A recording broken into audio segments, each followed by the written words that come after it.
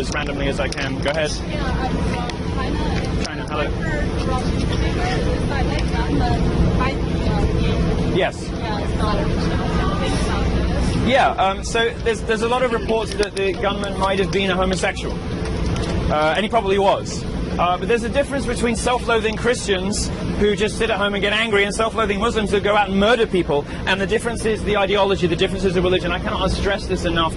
What the left is going to tell you is that conflating Islam with Islamism is hateful. It is, it is right-wing rhetoric. It is, it is not something that civilized people do, and it betrays the, what we all know about our Muslim friends and all the rest of it. I just ask you to ruminate on those statistics that I told you. Ruminate on the reality of being a gay person in the Muslim world. 100 million people live in countries where you can be put to death for being gay. 100 million.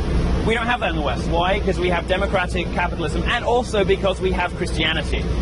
You want to talk to me about Christianity hating homosexuals? The best example, probably the Catholic Church. What was the Catholic Church doing in the 50s and the 60s when being a homosexual was illegal in Ireland, was illegal in the whole UK? It was taking gays in, making them part of the clergy, giving them a home, giving them sanctuary.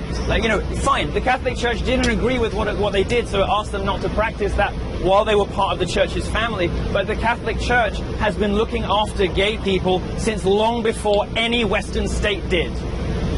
There is nothing remotely comparable in the Islamic world, nothing whatsoever. And this guy's ideology, the hate preacher in north of Orlando, 45 minutes drive from here, there's a mosque which hosted a guy who said that for compassionate reasons, the compassionate thing to do was to kill all gays.